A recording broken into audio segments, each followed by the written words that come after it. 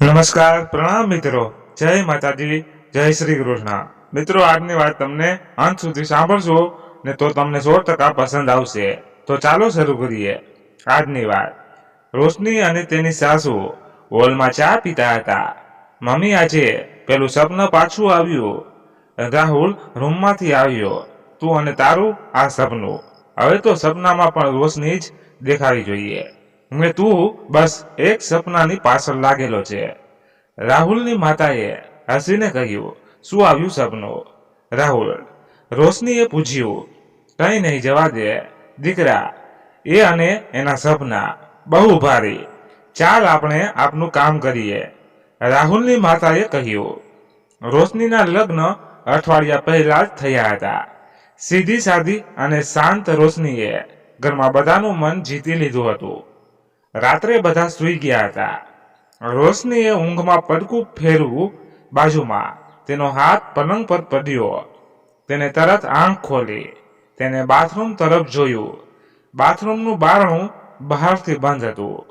રાહુલ આ સમયે ક્યાં ગયા હશે? રોશની વિચાર કરે છે। તે પલંગ પરથી ઉતરી રૂમની બહાર જાય છે, પણ તેને રાહુલ દેખાતો નથી। કદાચ મમ્મી પપ્પાની તબિયત બગડી હોય એટલે તેમના રૂમમાં હશે। રોશની બોલી। તે સાસુના રૂમમાં પાસે જાય છે, પણ અંદરથી દરવાજો બંધ હતો। અત્યારે સૂતેલા હશે, એમને હેરાન નથી કરવા, ખોટું ટેન્શન લેશે। રોશની મનમાં વિચારી રૂમની જતી રહે છે। રાહુલનો ફોન પણ રૂમમાં જ છે, ક્યાં ગયો હશે? રોશની ચિંતા કરવા લાગી। તે તેની બાલ્કની પાસે ઊભી રહી। સામે આકાશમાં પૂનમનો ચાંદ 16 કળાએ ખીલી ઉઠ્યો હોય તેવો તેનો પ્રકાશ નભમાં ફેલાયેલો હતો। મન ઠંડો પવન ફૂંકાઈ રહ્યો હતો। રોશની આપ તરફ જોઈ રહી હતી। તેના મોઢા પર ચિંતા દેખાતી હતી।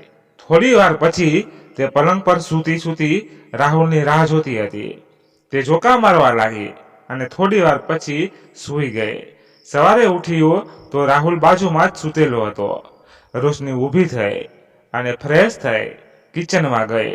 થોડી વાર પછી રાહુલ ઉઠ્યો અને ઓફિસ જવા તૈયાર થઈ કિચનમાં ગયો। રોશની, નાસ્તો આપ, મને મોડું થાય છે। રાહુલે કહ્યું, હા આપું છું। રાહુલ, તમે રાતે ક્યાં ગયા હતા?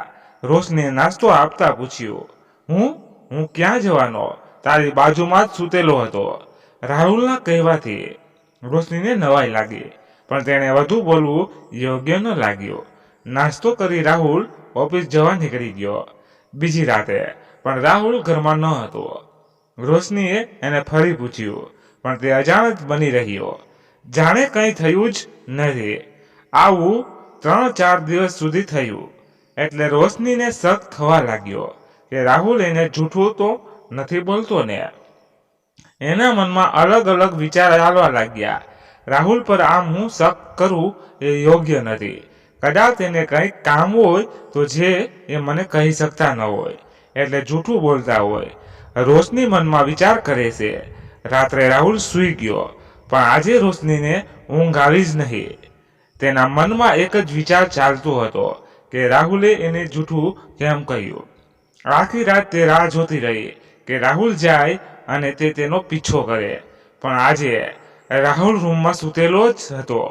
2 દિવસ રોશનીએ તેના પર નજર રાખી, પણ રાહુલ ઘરમાં સૂતેલો જ હતો। રોશની હવે એ વાત ભૂલી ગઈ। થોડા દિવસ પછી રોશનીના સાસુ સસરા તીર્થયાત્રા પર નીકળી ગયા। રાત્રિનો સમય હતો। રોશની સૂતેલી હતી। અચાનક કંઈ પડ્યું હોય તેવો અવાજ આવ્યો। રોશનીની તરત આંખ ખોલી ગઈ। તેણે બાજુમાં જોયું તો રાહુલ સૂતેલો હતો। તે ઊભી થઈ અને બહાર ગઈ, પણ બહાર કોઈ દેખાયું ન હતું। ડાઇનિંગ ટેબલ પરથી ગ્લાસ નીચે પડેલો હતો। રોશનીએ તે ઊંચક્યો। રોશનીએ હોલમાંથી બહાર જોયું તો વાડામાં મૂકેલો હિંચકો ઝૂલતો હતો। તેણે વાડામાં જોયું ત્યાં હિંચકા પર એક કણો નાગનું બચ્ચું હતો। આ અહીં ક્યાંથી આવ્યું? રોશની બોલી। તેને છેડવું નથી, જાતે ચાલ્યું જશે એમ વિચારી તે રૂમમાં ગઈ અને સૂઈ ગઈ। સવાર પડતા રોશનીએ રાહુલને રાતે થયેલી વાત કહી। એ તો મને મળવા આવ્યું હશે, રાહુલે હસીને કહ્યું। અને ઓફિસે જતો રહ્યો અને રોશની એના ઘરે ગઈ. રાતે બંને સાથે ઘરે આવ્યા અને સૂઈ ગયા. રોશની સૂતેલી હતી. તેને ઊંઘમાં આખા ઘરમાં ઠેર ઠેર નાગ દેખાયા. તે ઝબકીને જાગી ગઈ.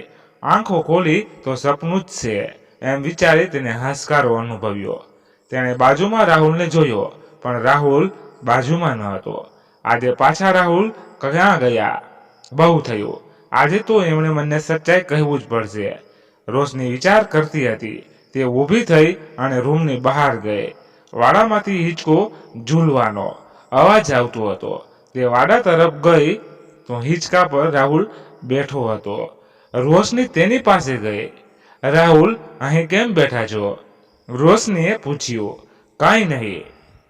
રોશની ઊંઘ ન આવતી હતી એટલે બહાર આવીને બેઠો છું. રાહુલ આમ તેમ જોઈને બોલ્યો. કાંઈ પ્રોબ્લેમ તો નથી ને? રાહુલ રોશનીએ પૂછ્યું. ના ના, એવું કાંઈ નથી. ચાલ આપણે સૂઈ જઈએ, રાહુલે કહ્યું. બંને રૂમમાં જઈ સૂઈ ગયા. સવાર પડી. રોશની કિચનમાં ગઈ. તે ચા બનાવવા માટે ફ્રીજમાં દૂધ લેવા ગઈ. ફ્રીજમાં દૂધ જ નહીં હતું. દૂધ ક્યાં ગયું? કાલે રાતે તો મેં દૂધ ગરમ કરીને મૂક્યું હતું, રોશની બોલી. તે રૂમમાં ગઈ અને રાહુલને ઉઠાડતા બોલી.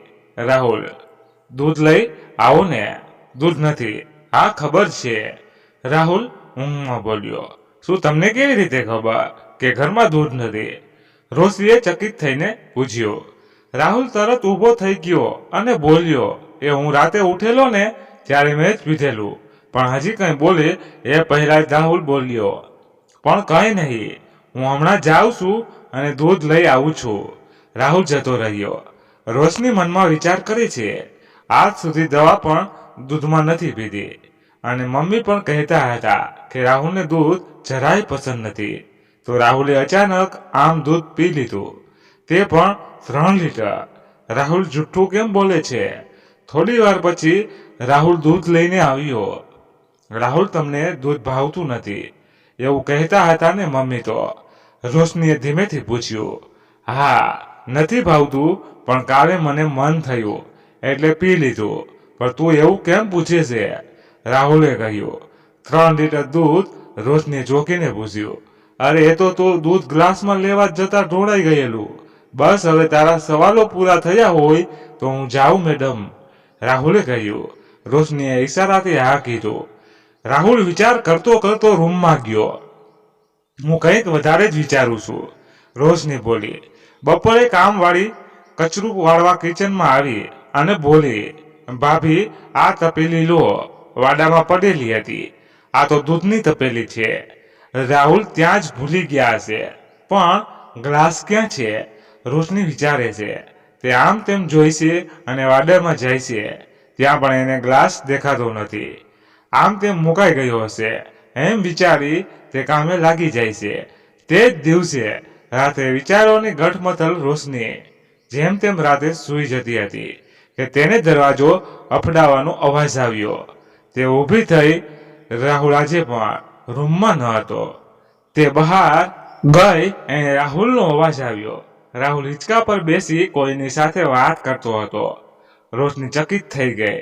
રાહુલ આટલી રાતે કોની સાથે વાત કરે છે? રોશની બોલી. તેને અંધારામાં બરાબર દેખાતું ન હતું. તે થોડું નજીક જઈને ધ્યાનથી જોયું છે અને જોતા જ ત્યાં બેહોશ થઈ જાય છે અને નીચે પડી જાય છે. રાહુલને અવાજ આવે છે, તેથી તે રોશની પાસે આવે છે અને એને ઉઠાડવાની કોશિશ કરે છે, પણ રોશની ઉઠતી જ નથી. રાહુલ તેને ઉંચકીને રૂમમાં લઈ જાય છે. તે તેના મોઢા પર પાણીની છાલક મારે છે. રોશની હોશમાં આવે છે. રાહુલ, રાહુલ વાડામાં તમારી સાથે, રોશની ડરતા અવાજે બોલે છે. રોશની વાડામાં? શું, તું બેહોશ કેવી રીતે થઈ ગઈ? રાહુલે પૂછ્યું. વાડામાં તમારી સાથે એક મોટો નાગ હતો, રોશનીએ કહ્યું. આ તું શું કહે છે? નાગ? ક્યાં? રાહુલે પૂછ્યું. તમે એની સાથે વાત પણ કરતા હતા, રોશનીએ કહ્યું. હું જે નાગ જોઈને તું બેહોશ થઈ ગઈ ને, તે નાગ સાથે હું વાત કેવી રીતે કરી શકું? અને તે પણ નાગને?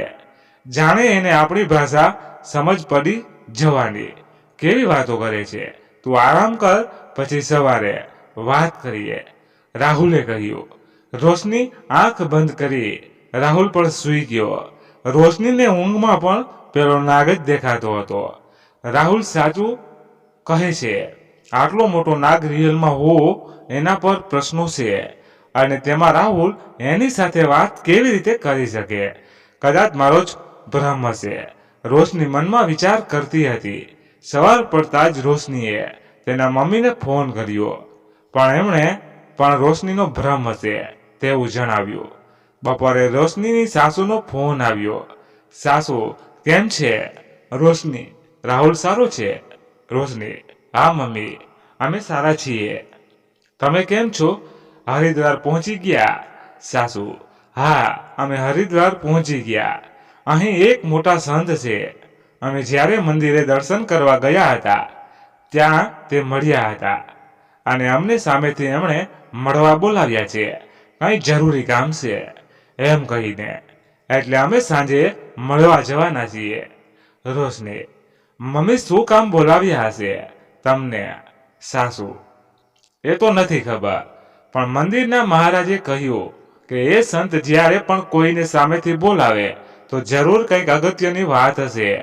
તેઓ કોઈને સામેથી એમ જ બોલાવતા નથી. રોશની, સારું મમ્મી, જે હોય તે કહીજો. સાસુ, હા દીકરા, તું તારું અને રાહુલનું ધ્યાન રાખજે. ચાલ, હું ફોન મૂકું છું.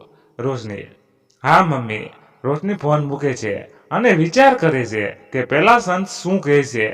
સાંજે રાહુલ અને રોશની ફ્રેન્ડની પાર્ટીમાં જાય છે. ફ્રેન્ડના કેટલા ફોન આવે છે. પછી તે જવા તૈયાર થયો છે ત્યારે રાહુલ ચૂપ રહે છે. કોઈની સાથે વાત પણ નથી કરતો. રાહુલના ફ્રેન્ડે રોશનીને પૂછ્યું, કંઈ તકલીફ છે? રોશની, રાહુલ આવું કેમ કરે છે? કોઈ સાથે વાત નથી કરતો, એકલો બેસી રહે છે. મેં ડ્રિંક માટે પૂછ્યું, તે પણ ના કહી દીધી. રોશની, ના યુવરાજ, એવું કંઈ નથી. એ તો હમણાં બિઝનેસનું ટેન્શન છે એટલે. યુવરાજ, ના તું ગમે તે કહે, પણ એનામાં કંઈક તો બદલાવ આવ્યો જ છે. હું એને નાનપણથી જાણું છું. અમે બધા પ્રોબ્લેમ એકબીજા સાથે શેર કર્યા છે. એણે આવું ક્યારેય નથી કર્યું. હા, એના સપના માટે એ પરેશાન રહે છે, પણ તે પણ આટલું વધારે નહીં. રોશની, શું સપનું? હજી કંઈ પૂછે એ પહેલાં જ રાહુલ આવ્યો અને બોલ્યો, રોશની, ચાલ આપણે ઘરે જઈએ. બંને ઘરે જતા હતા ત્યારે રોશનીની સાસુનો ફોન આવ્યો. રાત્રે પાર્ટીમાંથી રોશની અને રાહુલ ઘરે આવતા હતા ત્યારે સાસુનો ફોન આવ્યો. રોશની, હા મમ્મી. સાસુ, રાહુલ સામે છે, એને ફોન આપ. રોશની, હા. રાહુલ, બોલો મમ્મી, ત્યાં કોઈ તકલીફ નથી ને? મમ્મી, ના દીકરા, તું કેમ છે? રાહુલ, હા મમ્મી, હું અને રોશની સારા છીએ. મમ્મી, તું મારી રોશનીનું ધ્યાન રાખજે. સુધી હું એની સાથે જ રહેજે. અમારા આવવા તા. રાહુલ, હા મમ્મી, ચિંતા ના કરો. મમ્મી, રોશનીને ફોન આપ. રાહુલ રોશનીને ફોન આપે છે. સાસુ, રોશની, તું હમણાં ક્યાં છે? રોશની, મમ્મી, કારમાં ઘરે જઈએ છીએ. સાસુ, તે સંતની વાત રાહુલને નથી કરી ને? રોશની, ના. સાસુ, સારું કર્યું. હવે સાંભળ, અમે સંત પાસે ગયા હતા, પણ એમણે અચાનક કંઈક કામ આવી જતા અમને મળી શક્યા નહીં. એમના એક શિષ્યએ કહ્યું કે સંતે કહ્યું છે કે તારે રોશનીએ આજે રાત્રે રાહુલ પર નજર નાખવાની છે અને રાહુલને ઘરની બહાર જવા દેવાનો નથી. તું આટલું ધ્યાન રાખજે. અમે કાલે સંતને મળીએ, પછી તારી સાથે વાત કરું. રોશની, હા જરૂર. રોશની ફોન મૂકે છે. રાહુલ અને રોશની ઘરે સૂઈ જાય છે. રાહુલ સૂતેલો છે. રોશની રાહુલ પર નજર રાખે છે. સવાર પડી રાહુલ હજી સૂતેલો જ હતો. રોશની તેના કામે લાગી ગઈ અને રાહુલ તૈયાર થઈ રોશનીને કહ્યા વગર ઓફિસે જવા નીકળી ગયો. બીજી બાજુ હરિદ્વારમાં રાહુલના માતા પિતા સંતને મળવા ગયા છે. સંત, આવો બેસો. રાહુલના પિતા, તમે તો બરાબર ગુજરાતી બોલો છો ને? સંત, હા, હું ગુજરાતી જ છું. મેં તમને અહીં એક જરૂરી કામ માટે બોલાવ્યા છે. રાહુલના પિતા, હા જરૂર કહો, શું વાત છે? સંત, તમારો પુત્ર તમને અને એની પત્નીને છોડીને જતો રહેશે. રાહુલની મમ્મી, આ શું કહો છો? કેમ અમને છોડીને જતો રહેશે? સંત, આ સત્ય છે. જ્યારે તમે મંદિરમાં ઊભા હતા ત્યારે મને એવું લાગ્યું કે તમને કંઈક તકલીફ પડવાની છે. પછી મેં ધ્યાન કરીને જોયું તો તમારો પુત્ર વિશે જાણ થઈ. તમારી વહુને પણ શક છે જ, પણ તે માનવા તૈયાર નથી. રાહુલની મમ્મી: રોશનીની શક? પણ એણે મને આ બાબતે કંઈ જ વાત નથી કરી. શાંત. રોશનીને ફોન કરીને પૂછો. પહેલા રાહુલની મમ્મી રોશનીને ફોન કરે છે. રોશની: બોલો મમ્મી. રાહુલની મમ્મી: રોશની, અહીં સંત કહે છે કે તને કોઈ કારણસર રાહુલ પર શક છે. શું એ સાચું છે? રોશની: હા મમ્મી, પણ એનો કોઈ મતલબ નથી. એ તો મારો ભ્રમ હતો. રાહુલની મમ્મી: ભ્રમ? કેવો ભ્રમ? રોશનીએ આટલા દિવસોમાં બનેલી ઘટનાઓ જણાવી દીધી. રાહુલની મમ્મી: રોશની, હું તને થોડી વાર પછી ફોન કરું. રાહુલની મમ્મી ફોન મૂકી દે છે અને સંતને બધી ઘટના જણાવે છે. સંત: હું જાણું છું એટલે તમને ફોન કરવા કહ્યું. રોશનીની મમ્મી: ભૂલ મારી જ છે. રાહુલ નાનો હતો ત્યારથી જ એક સપનું એને હેરાન કરતું હતું, પણ અમે મજાકમાં લઈ લેતા હતા. ખબર ન હતી કે એક સપનું આમ હકીકતમાં અમારી સામે આવી ઊભું રહી જશે. સંત: સપનું રાહુલના પિતા: હા, સપનું. તેને સપનામાં ઘણા બધા નાગ દેખાતા હતા. તેમાંથી એક નાગ એક સોનાનું બોક્સ પર વીંટળાઈને બેઠેલો દેખાય છે. રાહુલની મમ્મી: એ નાગ એને ઘણીવાર મરેલો પણ દેખાય છે. સંત: આ બધું રાહુલ જાણે છે, એટલે જ હવે એ જતો રહેશે બધું છોડીને. રાહુલના પિતા: તો એને રોકવાનો ઉપાય તો હશે ને? સંત: તેને રોકવું એ શક્ય નથી, કેમ કે એને ત્યાં જવું જ તો પડશે. હા, પણ એને પાછું જરૂરી લાવી શકાય. રાહુલની મમ્મી: ક્યાં જવું પડશે? સંત: નાગલોક. રાહુલના પિતા: નાગલોક? આ શું કહો છો? આવું બધું રિયલમાં હોય છે? સંત: આ ઘણી બધી એવી બાબતો છે જે મનુષ્યની સમજથી પરે છે. આજે સાયન્સ ઘણું આગળ નીકળી ગયું છે, પણ બધી જ વસ્તુઓનો જવાબ સાયન્સ પાસે નથી. આપણી ભારતીય સંસ્કૃતિ એટલી ઉન્નત છે કે તે સાયન્સને પણ પછાડી શકે છે. પણ તકલીફ ત્યાં છે કે કેટલાક લોકો અર્થના અનર્થ કરીને તેનો આંધળો વિશ્વાસ કરે છે. તમે મહાભારતના અર્જુનને તો જાણતા હશો ને? તે અર્જુને પણ એક નાગ કન્યા સાથે વિવાહ કર્યા હતા. રાહુલના પિતા: પણ એનો મારા રાહુલ સાથે શું સંબંધ? સંત: સંબંધ તો એને જોઈને જ ખબર પડે છે. રાહુલનો કોઈ ફોટો છે તમારી પાસે? રાહુલની મમ્મી: આ ફોનમાં છે. સંત ફોનમાં રાહુલનો ફોટો જોઈ છે. પછી તે આંખ બંધ કરે છે. સંત: સંબંધ છે. આ જન્મનો નહીં, જન્મનો પણ પૂર્વ રાહુલના પિતા. પૂર્વ જન્મનો? સંત: આ રાહુલના જન્મ પહેલા રાહુલ એક નાગ હતો. પણ આશ્ચર્યની વાત છે કે નાગવંશીઓ બને ત્યાં સુધી તેમના મૃત પામેલા વંશજો મનુષ્ય દેહ ધારણ કરે તો તેમના જીવનમાં દખલ દેતા નહીં. ને અહીં રાહુલને તો નાગ મળવા પણ આવે છે, એટલે અવશ્ય કોઈ મોટું કામ હશે. રાહુલની માતા: પણ હવે શું કરવું? શાંત. ચિંતા કરવાની કંઈ ફાયદો નથી. પહેલાં તો એ જાણવું પડશે કે રાહુલ ક્યાં વંશનો નાગ છે અને આ જન્મમાં એનું શું કામ છે. નાગવંશને રાહુલની મમ્મી બધી સ્ટોરીઝમાં બતાવે છે. નાગમણી તેનું તો કોઈ રહસ્ય ન હોય. ને સંતના નાગમણી તો ઘણા નાગ પાસે હોય છે, તે એક જ હોય એવું નથી. દરેક નાગવંશ પાસે અલગ અલગ પોતાની શક્તિઓ હોય છે. તે હિસાબે પોતાના રાજાના આદેશ પર અન્ય નાગ કાર્ય કરે છે. અને એમ પણ તેના માટે એક મનુષ્યનું કામ. એ લોકો સામે મનુષ્ય તો કંઈ જ નથી. રાહુલના પિતા: તો પછી શું હોઈ શકે છે? સંત: એ હું નથી કહી શકતો. હા, પણ અહીં હરિદ્વાર એક સાધુ છે, એમણે અનંત શેષ સિદ્ધિ મેળવેલી છે. તે તમારી મદદ અવશ્ય કરશે. રાહુલના પિતા: તે ક્યાં મળશે? અને અનંત શેષ સિદ્ધિ એટલે છે સંત? ભગવાન વિષ્ણુના પ્રિય શેષનાગને અનંત શેષ પણ કહે છે. તેમની તપસ્યા કરીને સિદ્ધિઓ મેળવી એટલે અનંત શેષ સિદ્ધિ. તે સાધુને નાગવંશ વિશે બધું જ જ્ઞાન છે. સ્વયં શેષનાગે આપ્યું છે. હું તમને લઈ જાઉં એમની પાસે, પણ એક સમસ્યા છે. રાહુલના પિતા: કેવી સમસ્યા? સંત: તે અત્યારે ધ્યાનમાં બેઠા હશે અને એ ક્યારે ઉઠશે એ કોઈ જાણતું નથી. તેમ છતાં આપણે એમની પાસે જઈને બેસીએ. રાહુલના પિતા: હા, જરૂર સંત. અને રાહુલના માતા પિતા ગંગા ઘાટ પર ગયા. આ બાજુ રાહુલ ઓફિસમાં તેના ફેમિલી વકીલને બોલાવે છે. વકીલ: હા રાહુલ, તે આમ અચાનક મને બોલાવ્યો, બધું ઠીક તો છે ને? રાહુલ: આ બધું બરાબર છે, પણ મારે મારા બધા શેર્સ, પ્રોપર્ટી બધું રોશનીના નામે કરવું છે. વકીલ: હા, આ સારું કહેવાય કે તું તારી પત્ની માટે આટલું વિચારે છે. પત્નીને સમાન હક તો આપવો જ જોઈએ ને. પણ આમ અચાનક કેમ? રાહુલ: હા, પણ મેં વિચારી લીધું છે કે લાઈફનો કંઈ ભરોસો નથી, એટલે મારા પછી મારા પરિવારને કોઈ તકલીફ ન થવી જોઈએ. અને હું રોશનીને સારી રીતે જાણું છું. મારી ગેરહાજરીમાં તે મારા મમ્મી પપ્પાનું મારા કરતાં વધારે સારી રીતે ધ્યાન રાખશે. વકીલ: તું ઠીક તો છે ને? રાહુલ: હા. એવું કેમ પૂછ્યું? વકીલ: હું લોયર છું. ફેમિલીની સેફ્ટીનું વિચારીને અને ડિપ્રેશનને લીધે લેવાતા નિર્ણયો વચ્ચેનો ફરક મને સારી રીતે ખબર છે. રાહુલ: એવું કશું જ નથી. તમે મારું આટલું કામ કરી આપો, તે પણ જલ્દી. વકીલ: આ ઠીક છે. હું પેપર્સ તૈયાર કરીને તને કોલ કરો. વકીલ ઓફિસમાં જાય છે. જેટલો સમય હું અહીં છું તેટલો સમય હું રોશનીને ખુશ રાખવાનો પ્રયત્ન કરીશ, જેથી તે મને મારી સાથે વિતાવેલી સારી યાદોને યાદ રાખે. હું કદાચ પાછો નહીં આવી શકું તો તે આ યાદો દ્વારા જીવી તો શકશે. રાહુલ મનમાં વિચારતો હતો. હરિદ્વારમાં ગંગા ઘાટ પર રાહુલના માતા પિતા અને સંત પહોંચે છે. સામે ઘાટ પર એક સાધુ ધ્યાનમાં બેઠેલા હતા. તેમની ચારેય બાજુ અગ્નિનું ચક્ર હતું. साधु का ध्यान कब खत्म होगा? संत से जानूबा बढ़ेगा? साधुना शिष्य पूछियो।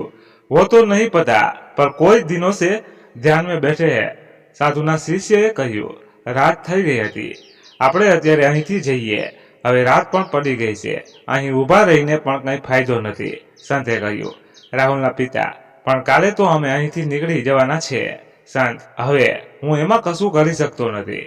તમે તમારા ટ્રાવેલ એજન્ટને વાત કરો, પછી નક્કી કરો. તમે ઈચ્છો તો મારા આશ્રમમાં રહી શકો છો. રાહુલના પિતા: હા, એ જ યોગ્ય રહેશે. બીજી બાજુ રાહુલ રોશનીને બહાર ડિનર પર લઈ જાય છે. રોશની: વાહ, કેટલી સરસ હોટલ છે. રાહુલ: છે ને સરસ. તારા માટે એક સરપ્રાઈઝ પણ છે. રોશની: સરપ્રાઈઝ? એટલી વારમાં હોટલમાંથી યુવરાજ બહાર આવ્યો. યુવરાજ: વેલકમ રોશની. હોટલ ગમીને? રોશની: હા, પણ એમાં પૂછવાનું શું? અહીં રહેવાનું નથી, ડિનર કરીને જતા જ રહેવાનું છે. હોટલમાં બને અંદર જાય છે. રાહુલ રોશની હાથથી: આ હોટલ તારી. રોશની: રિયલી? યુવરાજ: હા રોશની. રોશની: પણ આની શું જરૂર? રાહુલ: રાહુલ, તું આખો દિવસ ઘરમાં ફ્રી બેસી રહે છે, એટલે કંટાળી જતી હશે. હવે તારી પાસે કામ જ કામ છે. તું અને પપ્પા આ હોટલમાં મેનેજ કરજો. થોડી વાર પછી તેઓ ડિનર કરવા બેસે છે. બીજી બાજુ રાહુલના માતા પિતા આશ્રમમાં રૂમમાં બેઠેલા હતા. તેમના મોઢા પર ચિંતા સાફ દેખાતી હતી. મારો રાહુલ આપણે છોડીને જતો રહે ને? રાહુલની મમ્મીએ કહ્યું. પેલા સાધુને મળીએ, પછી કંઈક ખબર પડે. રાહુલના પિતાએ કહ્યું. મને તો રોશનીની ચિંતા થાય છે. તેના લગ્નને મહિનો પણ નથી થયો ને આ મુસીબત આવીને ઊભી રહી ગઈ. રાહુલની માતાએ કહ્યું. હા, આપણે એમ કે નવા નવા લગ્ન થયા છે તો બંને એકબીજાને જાણે, સમજે, એકબીજાને સમજ આપે ને એ બહાને આપણી તીર્થયાત્રા પણ થઈ જાય. પણ ક્યાં ખબર હતી કે અહીં આવીને આવું જાણવા મળશે. જેવી ભગવાનની ઈચ્છા, બીજું તો શું. અત્યારે રોશનીએ કશું કહેતી નથી. સાધુને મળ્યા પછી કહીશું. રાહુલના પિતાએ કહ્યું. સવાર પડી. રાહુલના માતા પિતા સંત પાસે ગયા. સંત: હજી સાધુના ધ્યાનમાંથી બહાર આવવાના કોઈ સમાચાર નથી, પણ તમે ચિંતા ના કરો. આપણે એમની પાસે જઈએ અને ભગવાનને પ્રાર્થના કરશું કે એ જલ્દી ધ્યાનમાંથી બહાર આવી જાય. રાહુલની મમ્મી: અને એ ધ્યાનમાં જ લીન રહ્યા તો? સંત: એવું બન્યું તો? રાહુલ નાગલોકથી પાછો ક્યારેય નહીં આવી શકે. પણ તમે ચિંતા ના કરો, બધું સારું જ થશે. સંત અને રાહુલના માતા પિતા ગંગા ઘાટ પાસે બેઠા. સવારની બપોર થઈ ગઈ. તેમાં દૂરથી એક આશાની કિરણ આવતી દેખાય. साधु शिष्य: गुरुजी ध्यान से जाग गए हैं, उनसे मिल सकते हैं जब आप. संत અને રાહુલના માતા પિતા સાધુ પાસે જાય છે. સાધુ: બોલો કેસે આના હોવા? સંત રાહુલનો ફોટો બતાવતા: આ જુઓ, આ એમનો છોકરો છે, એની સમસ્યા છે, ગુજરાતથી આવ્યા છે. સાધુ ફોટો જોઈને: હા, નાગવંશી હતો, પાછલા જન્મમાં સંતે અત્યાર સુધી બનેલી ઘટના અને રાહુલના સપના વિશે સાધુને કહ્યું. આમ આશ્ચર્યથી ના જુઓ, સાધુને દુનિયાની 18 ભાષાઓ આવડે છે. સંતે રાહુલના પિતાને કહ્યું. સાધુ, સપનામાં સોનાના બોક્સ પર વીંટળાયેલે બેઠેલો નાગ દેખાવો, મતલબ રાહુલ ખજાનાઓનો રક્ષક, નાગોના વંશનો છે. રાહુલની માતા તો એ ખજાનાનું બોક્સ નાગ મારા રાહુલને આપવા માંગતા હશે. સાધુ હસીને, એવું નથી, અને તમે એ ખજાનાને લઈને શું કરવાના? બધું અહીં જ મૂકીને જવાનું છે. કોઈ મર્યા પછી સાથે કશું લઈ જવાનું નથી. રાહુલના પિતા, તો આ જન્મમાં એનું શું કામ? સાધુ, આ નાગવંશ પૃથ્વી પર છુપાઈને રાખવાની તમામ વસ્તુઓની રક્ષા કરે છે. જેમ કે દેવોના હથિયારો, ગુપ્તધન, દિવ્ય વસ્તુઓ. તેમનું કામ માત્ર તે વસ્તુની રક્ષા કરવાનું છે. તેના પર તે નાગવંશીઓનો કોઈ અધિકાર નથી. એટલે જો જાણવું હોય કે રાહુલનું નાગવંશને શું કામ છે, તો રાહુલના પાછલા જન્મની જાણકારી લેવી પડશે. સંત, પણ એક નાગ રાહુલને મળવા પણ આવે છે અને તેની સાથે વાત પણ કરે છે. સાધુ, આમ નાગનું રાહુલને મળવા આવવું સામાન્ય વાત નથી. જરૂર કંઈ આવશ્યક કામ હશે તો જ તે રાહુલ પાસે આવ્યો હશે, અને એવું જ હશે તો તે નાગલોક જરૂર જશે, અને જો ત્યાં ગયો તો પાછો આવી નહીં શકે. સંત, અમે એ જાણવા જ તમારી પાસે આવ્યા છીએ. સાધુ, હું હમણાં જ એના પાછલા જન્મ વિશે જાણવાની કોશિશ કરું, પણ તે માટે આપણે એકાંત સ્થાને જવું પડશે. આવો મારી સાથે. સાધુ સાથે તેઓ ગંગા ઘાટ નજીક એક એકાંત સ્થાન પર જાય છે. તેઓ ત્યાં આસન બિછાવી બેસે છે. સાધુ તેમના થેલામાંથી કોડીઓ કાઢે છે અને તેમની સામે તારા જેવા આકારમાં કોડીઓ ગોઠવે છે. તે કોડીઓથી બનાવેલ તારાની વચ્ચે એક સોનાનો નાગ મૂકે છે. તેની ફરતે કંકુ ચોખા નાખે છે અને આંખ બંધ કરી મંત્રો બોલવાનું શરૂ કરે છે. થોડી વાર પછી નાગ ત્યાંથી અદૃશ્ય થઈ ગયો અને તેની જગ્યાએ એક મોટો સાચો નાગ આવી ગયો.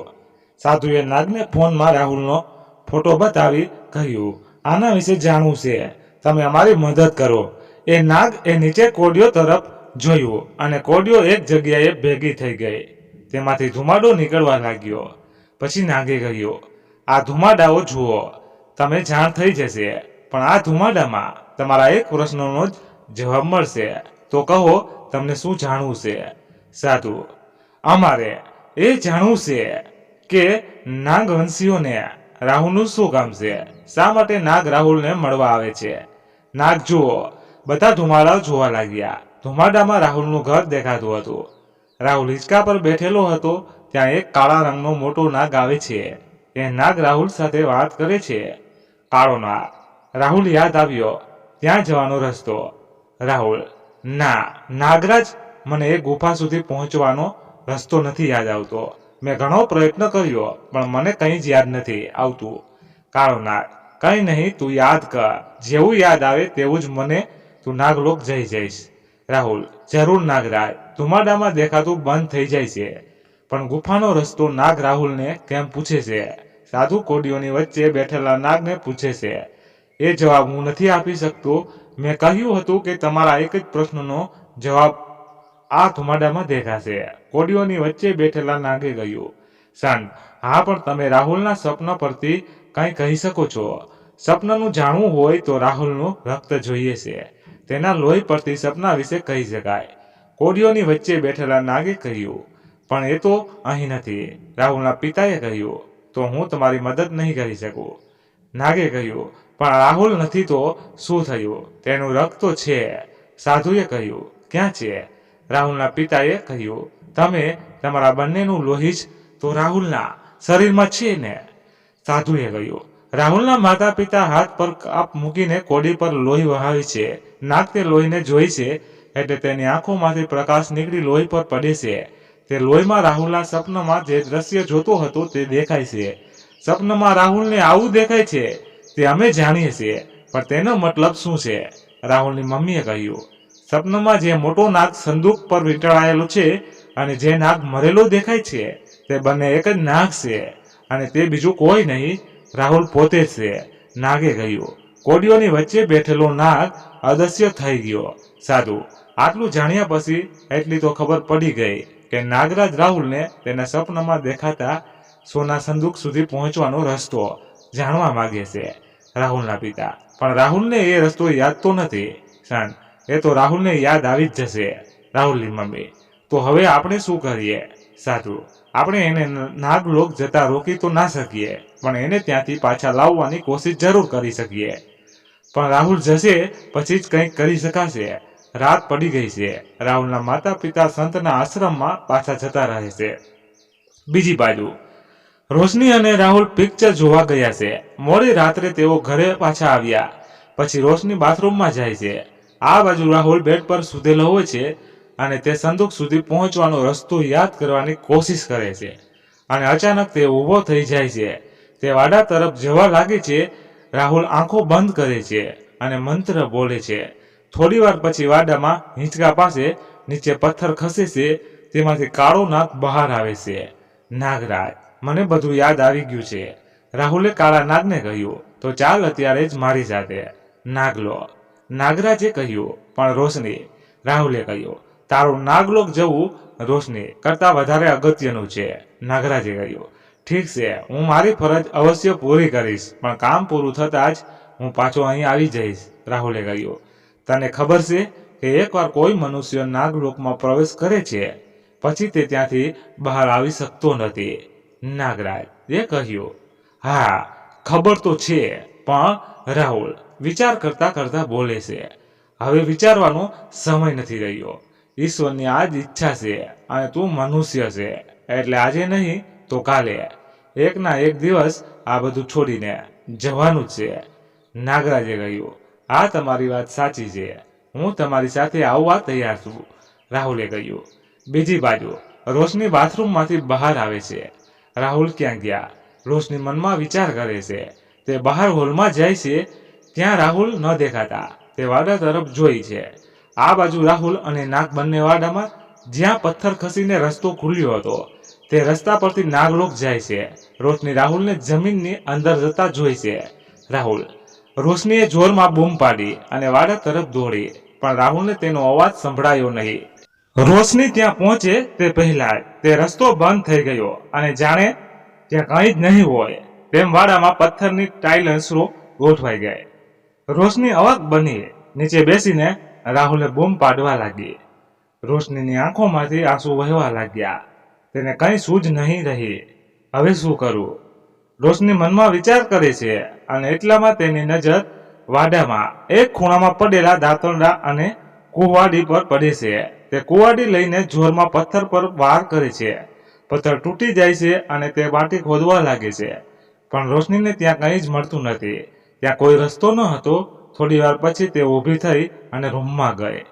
રોશનીએ તેનો ફોન લીધો અને 100 નંબર ડાયલ કર્યો. કોલ લગાવતા જ એને વિચાર આવ્યો કે એ પોલીસને શું કહેશે.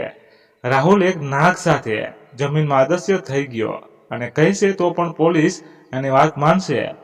આવું વિચારતા જ તેણે પોલીસને ફોન કરવાનું માંડી વાળ્યું. હા, પણ હું મમ્મીને તો કહી શકું ને? તે રાહુલની મમ્મીને ફોન કરે છે. રિંગ વાગી રહી છે. આટલા વાગે કોનો ફોન હશે? રાહુલના પિતા. રાહુલની મમ્મીને કહે છે. રાહુલની મમ્મી ફોન જોઈશે. આ તો રોશનીનો ફોન છે. અત્યારે ફોન કેમ આવ્યો હશે? બધું ઠીક તો હશે ને? રાહુલની મમ્મી વિચાર કરે છે. રાહુલની મમ્મી ફોન ઉચકે છે. હા, રોશની બોલ. રાહુલની મમ્મીએ રોશનીને કહ્યું. મમ્મી. રાહુલ રોશનીએ રડતા રડતા કહ્યું. રાહુલને શું થયું? રાહુલની મમ્મીએ ગભરાઈને કહ્યું. રોશનીએ રાહુલની મમ્મીને જે થયું તે બધું કહી દીધું. રોશની, તું રડ નહીં. અમને ખબર હતી કે રાહુલ જતો રહેશે. રાહુલની મમ્મીએ કહ્યું. આ શું કહો છો મમ્મી? તમને ખબર હતી? રોશનીએ કહ્યું. હા રોશની, અહીં એક સાધુ છે, તેમને અમને બધું પહેલેથી જ કહી દીધું હતું. રાહુલની મમ્મીએ કહ્યું. મમ્મી, સાધુએ બીજું શું કહ્યું હતું? રોશનીએ પૂછ્યું. રાહુલની મમ્મીએ સાધુ સાથે થયેલી વાતચીત રોશનીને જણાવી. મમ્મી, તો રાહુલ પાછો આવશે ને? રોશનીએ કહ્યું. હા રોશની, તું ચિંતા ના કર. અમે અહીં બધી કોશિશ કરીશું. તું કાલે તારી મમ્મી પાસે જતી રહેજે. રાહુલની મમ્મીએ કહ્યું. રોશની ફોન મૂકે છે. તે વાડામાં જ જાય છે. રાહુલ જ્યાંથી ગયો હતો ત્યાં તે બેસે છે. તે રાહુલને યાદ કરતા રડે છે અને થોડી વાર પછી તે બેહોશ થઈ જાય છે. તેની આવી હાલત જોઈને એક નાગ જમીનમાંથી બહાર આવે છે અને રોશનીને હોશમાં લાવે છે. રોશની પેલો નાગ બોલે છે. રોશની આંખ ખોલે છે અને બોલે છે. રાહુલ પણ સામે જોઈતો એનો નાગ દેખાય છે. રોશની ગભરાઈ જાય છે. તું રાહુલના જવાથી રડ નહીં. એ નાગલોકની મદદ કરવા ગયો છે. નાગે રોશનીને કહ્યું, એના વગર હું જીવવા કેવી રીતે? તમે રાહુલને પાછા મોકલી આપો. રોશનીએ કહ્યું, રાહુલનું પાછું અહીં આવવું શક્ય નથી. નાગે કહ્યું, એ બધું નથી જાણતી. આ બધામાં મારો શું વાત? એ પૂર્વજન્મે લખતું છે અને આ જન્મમાં રાહુલ પર માત્ર મારો અને મમ્મી પપ્પાનો અધિકાર છે. રોશનીએ ગુસ્સામાં કહ્યું, અધિકાર એના શરીર પર હોય, આત્મા પર નહીં. તેમ છતાં જ્યારે તને એની જરૂર પડશે ત્યારે તે તને મળવા આવી શકશે, પણ અમુક તિથિમાં જ.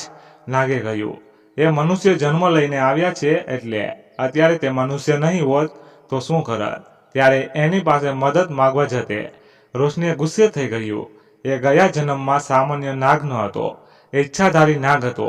એટલે બીજા જન્મમાં એ મનુષ્ય યોનિમાં જ જન્મ લેશે એ નક્કી જ હતું. એની પાસે નાગરાજ પછીની સૌથી વધારે શક્તિઓ હતી. નાગે કહ્યું, પણ હજી રોશની બોલે તે પહેલા જ નાગ જમીનમાં જતો રહ્યો. સવાર પડતા જ રાહુલના માતા પિતા સંત સાથે સાધુ પાસે ગયા. રાહુલ નાગલોક જતો રહ્યો છે. રાહુલના પિતાએ સાધુને કહ્યું. સાધુએ તેના શિષ્યને કહ્યું, પેલું પુસ્તક લઈ આવો. શિષ્ય પુસ્તક લઈને આવે છે. આ પુસ્તકમાં શું છે? સંતે સાધુને પૂછ્યું. આ પુસ્તકમાં નાગવંશ વિશે બધી વિગતો લખેલી છે. આ આનંદ શેષ એ મને આપી છે. તો પહેલા તમે કેમ નહીં કહ્યું કે આ પુસ્તક છે જેમાં રાહુલને નાગલોકથી પાછો કેવી રીતે લવાય તે કહ્યું છે? રાહુલના પિતાએ કહ્યું, આ પુસ્તક એક ગુફામાં મંત્રો દ્વારા અદૃશ્ય કરીને મૂકેલી હતી અને આજે જ હું અહીં લાવ્યો છું. સાધુએ કહ્યું, આ તો 700-800 પાના છે, એમાં ક્યાં શોધશો અને તે પણ સંસ્કૃતમાં? રાહુલના પિતાએ કહ્યું, ભાષાનો તો કોઈ પ્રશ્ન જ નથી, અને રહી વાત પાનાઓમાં શોધવાની તો તે માટે આપણી પાસે ઘણો સમય છે. સાધુએ કહ્યું. સાધુ પુસ્તક ખોલે છે. પુસ્તકના પહેલા પાના પર શેષનાગનું ચિત્ર હતું. તેના પછીના પાના પર શેષનાગ વિશે લખેલું હતું. સાધુ થોડા પાના ફેરવે છે પણ સાધુને કશું મળતું નથી. પાના ફેરવતા ફેરવતા 631માં પાના પર એક મોટું સોનાનું સંદૂક દેખાય છે. મળી ગયું. આમાં રાહુલને નાગલોકથી પાછો કેવી રીતે લવાય તે અવશ્ય લખેલું હશે. સાધુએ કહ્યું. સાધુ તેના પછી પાનું વાંચે છે. તે પાનામાં નાગલોકમાં પ્રવેશ કરવા વિશે લખેલું હતું. તે 6 પાના ફેરવીને જુએ છે. ત્યાં તેમને નાગલોકમાંથી બહાર આવવાના ઉપાય લખેલા દેખાય છે. કઈ ઉપાય મળ્યો? રાહુલની મમ્મીએ પૂછ્યું. આ સાધુએ કહ્યું. શું લખેલું છે અને તમારા મુખ પર ચિંતા કેમ દેખાય છે? સંતે પૂછ્યું. આમાં લખેલું છે કે યદિ કોઈ મનુષ્ય જન્મ લઈને મનુષ્ય દેહ સાથે નાગલોકમાં પ્રવેશે છે તો તે નાગલોકમાંથી ક્યારેય પાછો આવી શકે નહીં. સાધુએ કહ્યું. તો હવે શું કરીશું? સંતે પૂછ્યું. એકવાર પાછું વાંચો. રાહુલની મમ્મીએ કહ્યું.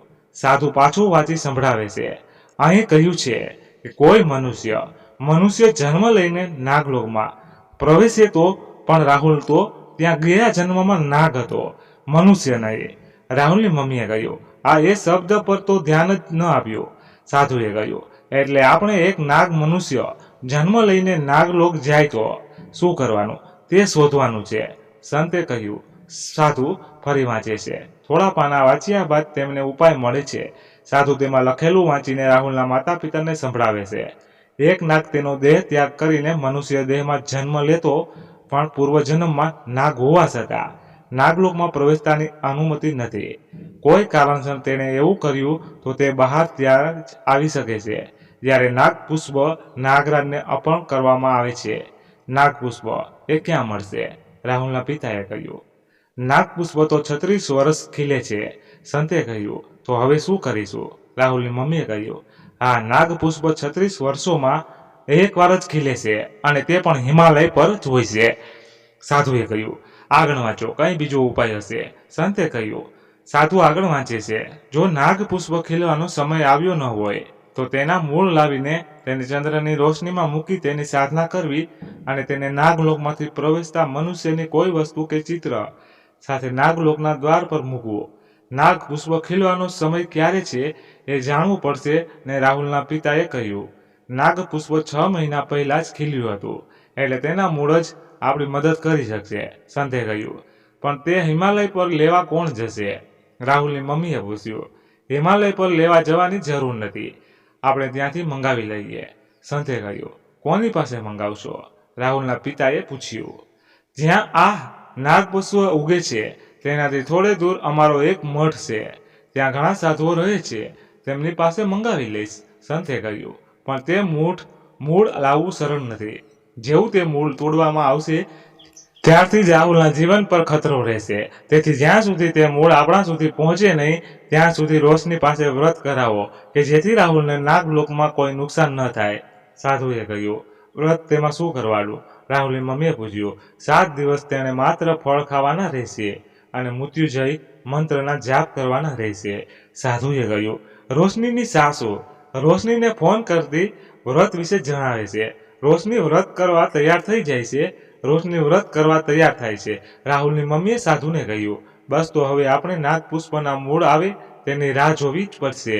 સાધુએ કહ્યું. 6 દિવસ પછી એક સાધુ નાગપુષ્પ મૂળ લઈને આવ્યો. તે મૂળ લઈને સંત રાહુલના માતા પિતા સાથે સાધુ પાસે ગયા. નાગપુષ્પના મૂળ આવી ગયા છે. સંતે સાધુને કહ્યું. સાધુ નાગપુષ્પના મૂળ હાથમાં લે છે અને તેમના કમંડલમાં મૂકે છે.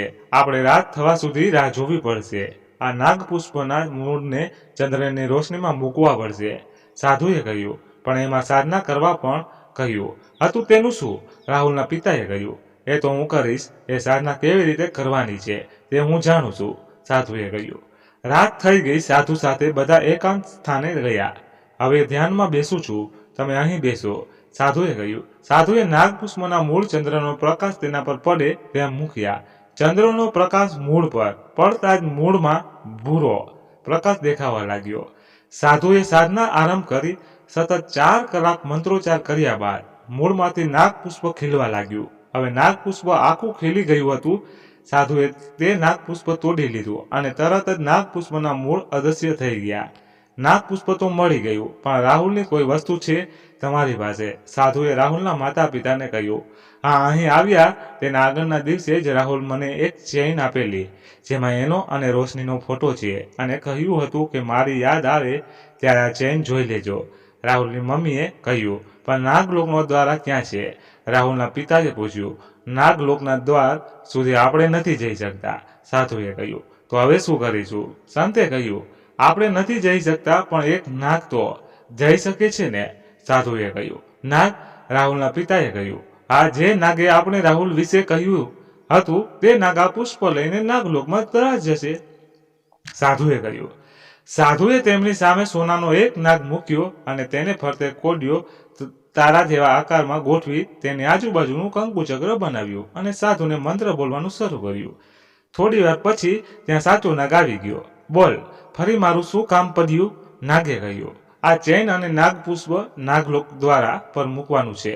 સાધુએ નાગને કહ્યું. શોધી જ લીધો તે રાહુલને બહાર લાવવાનો રસ્તો, પણ હું આ કાર્ય નહીં કરું. આ નાગલોકના નિયમની વિરુદ્ધ છે. નાગે કહ્યું. આ એ શેષ નાગે મને આપેલું પુસ્તક છે. તેના ઉપાય નાગલોકના નિયમોમાં વિરુદ્ધના કેવી રીતે હોય? સાધુએ કહ્યું. ઠીક છે, હું આ નાગપુષ્પ નાગલોક દ્વારા પર મૂકી દઉં છું. નાગે કહ્યું. નાગપુષ્પ અને ચેઇન લઈને અદૃશ્ય થઈ ગયો. કોડીઓની વચ્ચે બેઠેલો નાગ ચેઇન અને નાગપુષ્પ લઈને ત્યાંથી અદૃશ્ય થઈ જાય છે અને તે નાગલોકના દ્વાર તરફ જાય છે. નાગલોકના દ્વાર પર ઊભો રહે છે. ત્યાં બીજા 2 નાગ ઊભા છે. આ નાગપુષ્પ અને ચેઇન રાહુલને નાગલોકમાંથી બહાર લાવવા માટે મોકલી છે. નાગે કહ્યું. પણ રાહુલ તો નાગરાજ સાથે ગયો છે. બીજા નાગે કહ્યું. હા, આ નાગપુષ્પ એમની સુધી પહોંચાડવાનું છે. નાગે કહ્યું. સાધુએ મોકલેલા નાગે ચેન અને પુષ્પ આપ્યું અને ત્યાંથી જતો રહ્યો. થોડા દિવસ પછી રાહુલ તેના ઘરમાં વાડામાંથી બહાર આવ્યો. તેણે રોશનીને બૂમ પાડી. રોશની રૂમમાં સૂતેલી હતી. તેનો અવાજ સાંભળતા જ રોશની ઝબકીને ઉઠી ગઈ. આ તો રાહુલનો અવાજ છે. રોશની મનમાં વિચાર કરે છે. રોશની પલંગ પરથી ઊભી થઈ ગઈ અને દોડીને વાડા તરફ ગઈ અને અચાનક ઊભી રહી ગઈ. સામે રાહુલ ઊભો હતો. તેણે જોઈને રોશનીની આંખોમાંથી આંસુ વહેવા લાગ્યા. તે દોડીને રાહુલને ભેટી પડી. રાહુલ, તમે ઠીક છો ને? રોશનીએ રડતા રડતા કહ્યું. આ હું સારો છું. અને તું? રાહુલે કહ્યું. હું પણ ઠીક છું. પણ તમે ત્યાંથી આવ્યા કેવી રીતે આવ્યા? રોશનીએ કહ્યું. કેવી રીતે એટલે? નાગપુષ્પ તે મોકલ્યું હતું તેની મદદથી તો હું અહીં આવ્યો છું. રાહુલે કહ્યું, હા, એ મમ્મી પપ્પા હરિદ્વાર છે, ત્યાં એક સાધુ છે, તેમની મદદથી નાગપુષ્પ મોકલ્યું હશે. રોશનીએ કહ્યું, તમે ત્યાં કેમ ગયા હતા? રોશનીએ પૂછ્યું, સંદૂકનો રસ્તો બતાવવા, અને જેવો અમે નાગલોક પાછા આવ્યા ત્યારે આ નાગપુષ્પ મળ્યું. રાહુલે કહ્યું, સંદૂકનો રસ્તો? રોશનીએ કહ્યું, હા, એ સંદૂક સુધી પહોંચવાનો રસ્તો મને જ ખબર હતી. રાહુલે કહ્યું, પણ કેમ? મારે બધું જાણવું છે. મને કહો, કેમ તમને આ જ રસ્તાની ખબર હતી કે જેને લીધે નાગરાજે તમારી પાસે આવવું પડ્યું? રોશનીએ કહ્યું, આ મારા પૂર્વજન્મની વાત છે. ગયા જન્મમાં હું એક નાગ હતો, તે પણ સામાન્ય નાગ નહીં. મારી પાસે ઘણી શક્તિઓ હતી જે મને નાગરાજે આપી હતી. નાગરાજ અને નાગરાણીની ગેરહાજરીમાં નાગલોકની જવાબદારી મારા પર જ હતી. તે જન્મમાં મારું નામ કનિષ્ક હતું. એક દિવસ નાગરાજ નાગલોકથી બહાર ગયા હતા ત્યારે અચાનક જમીનની ઉપરથી કોઈ મશીનનો જોરનો અવાજ આવ્યો. એ અવાજ સાંભળીને તરત નાગરાણીએ એક નાગને ઉપર જોવા મોકલ્યો. નાગ ઉપરથી જોઈને આવ્યો અને નાગરાણીને કહ્યું કે નાગરાણી ઉપર જમીન પર માનવે બનાવેલા મશીનો છે અને તે જમીન ખોદે છે. આ અવાજ એનો જ છે. નાગરાણીએ એક ઈચ્છાધારી નાગને બહાર મોકલ્યો અને તેને મનુષ્ય રૂપમાં જવા કહ્યું કે જેથી તે ત્યાંના માણસોને પૂછે કે ખોદકામ કેમ થાય છે. ઈચ્છાધારી નાગ ત્યાંથી આવ્યો પછી તેણે કહ્યું કે ઉપર જમીન એટલે ખોદે છે કેમ કે મનુષ્યોને જાણ થઈ છે કે આ જમીન નીચે કોઈ ખનિજ છે. તે કાઢવા માટે પ્રયત્નો કરે છે. નાગરાણી અને રાહુલ કનિષ્ક વચ્ચેનો સંવાદ આ મનુષ્યો ક્યારેય નહીં સુધરે. આખી પૃથ્વી પર માત્ર એમનો જ અધિકાર હોય એમ વર્તન કરીને કુદરતને નુકસાન પહોંચાડે અને જ્યારે તેમના લીધે કુદરતી આપત્તિઓ આવે છે ત્યારે આંસુ વહાવે છે. નાગરાણીએ ગુસ્સે થઈ ગયો. નાગરાણી, હવે શું કરીએ? ખનિજ તત્વો તો આપણા લોકની પણ નીચે છે. કનિષ્ક રાહુલે કહ્યું, હવે આપણે અહીંથી સ્થાનાંતર કરવું પડશે, એ સિવાય બીજો કોઈ ઉપાય નથી. નાગરાણીએ કહ્યું, સ્થાનાંતર? કનિષ્ક રાહુલ એ કહ્યું, નાગ કનિષ્ક, નાગરાજની ગેરહાજરીમાં આ નાગ નાગિનોને સુરક્ષિત અને નાગભૂમિ સુધી પહોંચાડવાની જવાબદારી મારી છે. એટલે હું અન્ય નાગ નાગિન સાથે આવું છું. તમારી પાસે એટલી શક્તિઓ છે કે તમે અહીં આ નાગભૂમિમાં જે સંદૂક છે તેની રક્ષા કરી શકો. તેથી તમે અહીંથી સંદૂકને લઈ જઈ એ સંદૂકને સુરક્ષિત સ્થાને મૂકી દો, જે જ્યાં મનુષ્ય પહોંચી ના શકે, કેમ કે આટલું ભારી સંદૂક દૂર સુધી લઈ જવા માટે સમય જોઈએ. નાગરાણીએ કહ્યું, જે આદેશ નાગરાણી. કનિષ્ક એ કહ્યું, રાહુલ રોશનીએ આગળ કહે છે, નાગરાણીનો આદેશ મળતા જ હું ત્યાંથી નીકળી ગયો. અમારી અન્ય નાગભૂમિ જ્યાં નાગરાણી જવાના હતા તે અહીંથી ઘણી દૂર હતી, તેથી હું એને ત્યાં સુધી નાગરાજની મદદ વગર લઈ જવામાં અસમર્થ હતો. એટલે નાગરાજ આવે ત્યાં સુધી મારે એ સંદૂક સુરક્ષિત સ્થાને મૂકવાનું હતું. હું એ સંદૂકને લઈને ઘણે દૂર સુધી ગયો પછી મને રસ્તામાં એક અજીબ ઉર્જાની અનુભૂતિ થઈ. તેથી મેં સંદૂક ત્યાં મૂક્યું અને જમીનની ઉપર જોવા ગયો કે આ ઉર્જા શેની છે. ઉપર જોયું તો ત્યાં એક અતિ પ્રાચીન મંદિર હતું. મેં માનવ રૂપ લીધું અને તે મંદિર વિશે જાણવા માટે પૂજારી પાસે ગયો. પૂજારીએ કહ્યું, આ પ્રતિ પ્રાચીન મંદિર છે અને આ મંદિર જાગૃત અવસ્થામાં છે. એટલે મને ખબર પડી કે એ ઉર્જા ત્યાં ભગવાનના જાગૃત અવસ્થામાં હોવાને લીધે મને મહેસૂસ થઈ હતી.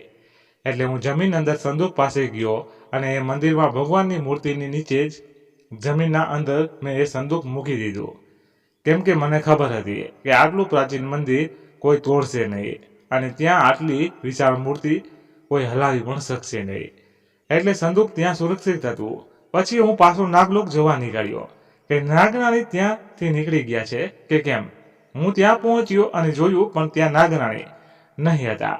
એટલે મેં માનવ રૂપ લીધું અને રોડ પાસે ગયો તો ત્યાં એક બેફામ ટ્રક આવી અને હું પાછળ ફરીને જોઉં તે પહેલા જ તેણે મને, રાહુલને રોશનીને કહ્યું, પણ તમારી પાસે તો અલૌકિક શક્તિઓ હતી, તો તમને એક ટ્રક કેવી રીતે નુકસાન પહોંચાડી શકે? રોશનીએ પૂછ્યું. ત્યારે હું મનુષ્ય રૂપમાં હતો એટલે મને ટ્રક પાછળથી આવે છે તે ખબર જ નહીં પડી, એટલે ટક્કર લાગતા જ હું ત્યાં જ મરી ગયો. રાહુલે કહ્યું, તો એટલે નાગરાજ તમારી પાસે આવ્યા હતા? રોશનીએ કહ્યું, હા, અને નાગરાજ મને આ બધું યાદ કરાવવાની કોશિશ કરતા હતા. એટલે તે જે ઘરમાં જોયેલું તે બધું સાચું જ હતું કે તને જૂઠું કહેતો હતો કે એવું કંઈ નથી. રાહુલે કહ્યું, કંઈ નહીં, હવે તો તમે આવી ગયા છો ને મને બીજું શું જોઈએ? પણ એ સંદૂકમાં શું હતું? કે તમે તેમની રક્ષા કરતા હતા. રોશનીએ કહ્યું, એ સંદૂકમાં એક તલવાર છે. રાહુલે કહ્યું, તો તમે એ તલવારની રક્ષા કરતા હતા, એની શું રક્ષા કરવાની? મને તો એમ કે સોનાનો દાગીના, હીરા મોતી કે નાગમણી હશે. રોશનીએ કહ્યું, એ કોઈ મામૂલી તલવાર નથી, એ તલવાર વિશ્વને વિનાશ કરવાની શક્તિ છે. રાહુલે કહ્યું, એક તલવાર, તો તલવાર કોની છે? રોશનીએ કહ્યું, ભગવાન કલ્કી ની. રાહુલે કહ્યું, વિષ્ણુ અવતાર કલ્કી. રોશનીએ પૂછ્યું, આ જ્યારે કૃષ્ણ ભગવાનનો આ પૃથ્વી છોડવાનો સમય નજીક આવ્યો ત્યારે ભગવાન કૃષ્ણએ તેમના સુદર્શન ચક્રમાંથી એક તલવાર કાઢી અને તેમના ભાઈ બલરામ એટલે કે શેષનાગને કહ્યું કે હવે જવાનો સમય નજીક છે, એટલે એમની શક્તિઓની નિર્મિતિ આ તલવારને તે સુરક્ષિત સ્થાને મૂકી દે કે જેથી જ્યારે કલયુગના અંતમાં તેઓ કલ્કી અવતાર કરે ત્યારે આ તલવાર તેમની સહાયતા કરશે. એટલે શેષનાગે એ તલવારની સુરક્ષાનું દાયિત્વ આપને સોંપ્યું. ત્યારથી એ તલવાર અમારી પાસે છે. રાહુલે કહ્યું, ઓ તમે કેટલા નસીબદાર છો ને કે તમને આવું જોવાની તક મળી. હવે હું મમ્મી પપ્પાને કહી દઉં કે તમે આવી ગયા છો, એટલે એ લોકો પણ અહીં આવી જાય. રોશનીએ કહ્યું, એમને કહેવાની જરૂર નથી. રાહુલે કહ્યું, કેમ? રોશનીએ પૂછ્યું. હું પાછો નાગલોક જાઉં છું. રાહુલે કહ્યું, નાગલોક? પણ હવે શું કામ છે? રોશનીએ આશ્ચર્યથી કહ્યું, કેમ કે મારે માનવો સાથે નથી રહેવું. રાહુલે કહ્યું, આ શું કહો છો? એ નહીં ભૂલો કે તમે નાગ ગયા જન્મમાં હતા, આ જન્મમાં તો માનવ જ છો. અને કેમ નથી રહેવું અહીં? રોશનીએ કહ્યું, અહીં રહીશ તો રોજ મને મારા પૂર્વજન્મની યાતનાઓ યાદ આવશે. રાહુલે કહ્યું, યાતનાઓ એક એક્સિડન્ટ હતું, એને યાદ કરીને કોઈ મતલબ નથી. રાહુલ. રોશનીએ કહ્યું, એ એક્સિડન્ટ જ નહીં, આ સ્વાર્થી મનુષ્યોએ ઘણી તકલીફો આપી છે અમને જ નહીં, બધા જ જીવોને. જ્યાં જુઓ ત્યાં જંગલો કાપીને ઘર, ફેક્ટરી બધું બનાવી દે. જરા કઈ જમીનમાં દેખાય કે ખોદી કાઢે. પોતે મોજ શોખ અને સુખ સગવડો ઊભી કરવામાં કુદરત સાથે ચેડા કરે અને ભોગવું અને જીવો એ પડે. અમારા ઘર પર માનવી ઘર બનાવે અને અમે ખાવાની શોધમાં આવીએ તો મારી નાખે. અમે ક્યાં જઈએ? એકલા મનુષ્યો માટે જ આ પૃથ્વી નથી, કેટલા જીવો મનુષ્યના લીધે મરી જાય છે તેનો તો તેમને અંદાજો જ નથી.